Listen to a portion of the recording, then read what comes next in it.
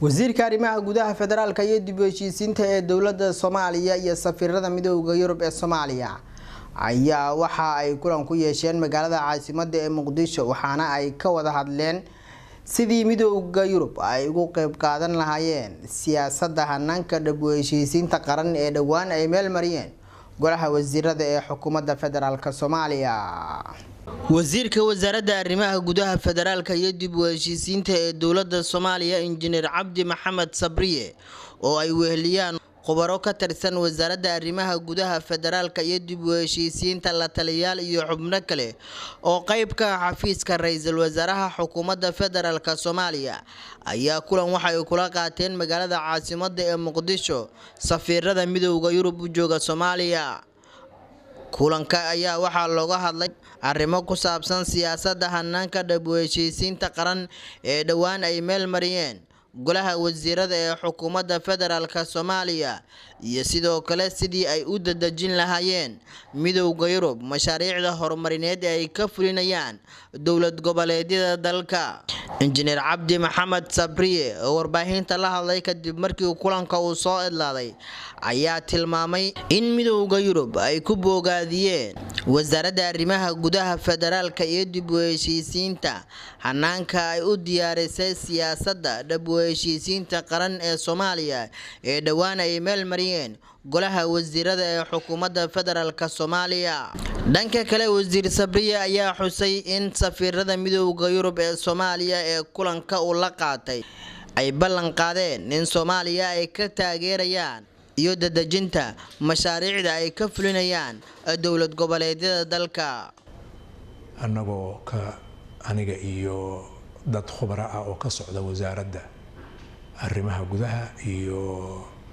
qof ka socday xafiiska ra'iisul wasaaraha waxaan halkan kula kulanay safiirada midowga Yurub oo aan u balansanayn in siyaasadii dib u heshiinta qaran oo soo dhamaatay golaha wasiiraduna ansixiyeen aadna loogu bogaadiyay tiimkii ka shaqeynaya hawshaas iyo wasaaradda iyo xukuumadda ee wadankaba dhammaantiis inay nala arkaan siyaasaddaas soo gabagabowday hirgelinteeda inaan isla aragno iyaguna ay ballan qaadeen inay sidii ay qayb weyn uga qaateen samayntii siyaasadda inay qayb lixaad la ka qaataan hirgelinteeda. marka arrimahaasaan ka hadalnay safiirada waanan isla afgaranay runtii biri ayaa loo ballamay in loo daadego arrimaheeda farsamo iyo dejinta qorshaha lagu hirgelin lahaa. waxaan rajaynaynaa sidii horeba aan u wada shaqayn jirnay wadamada midowga Yurub oo dhan mid iyo EU ahaan waxaan rajaynaynaa inaan wada shaqayno oo gaar ahaan arrinkan aad iyo aad masiiriga ugu ah horu socodka qaranka Soomaaliyeed inay gacan ka geysan doonaan sidaasaan isla sheegnaa. mahadsantahay. muhiimada intee leeg ayay dadka iyo dalka Soomaaliyeed sharcigaasi hore oo ansixiyeen golaha wasiirada uu leeyahay?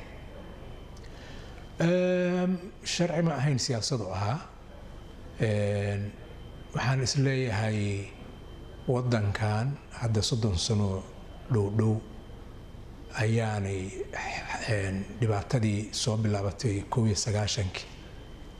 ayaan weli laga farxalan oo ay taagan tahay oo ay carqalad tahay oo ay u baahan tahay in dib inta loogu noqdo dadka Soomaaliyeed ay ka wada xaajoodaan dhibaatadii dhacday iyo waxa ka haray oo hadda jooga. marka siyaasaddaani waa siyaasad loogu talagalay inay hagto sidii dadka Soomaaliyeed dhinacyada kala duwan oo u baahan inay ka heshiiyaan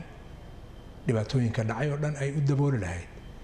marka siyaasaddii waa haynaa, dokumentigii waa haysanaa, hadda waxaan ka hadlaynaa waa in wasaaraddu haddana hogaamiso qaabkii siyaasadda la soo qoray oo dokumentiga noogu taala loo hirgelin lahaa.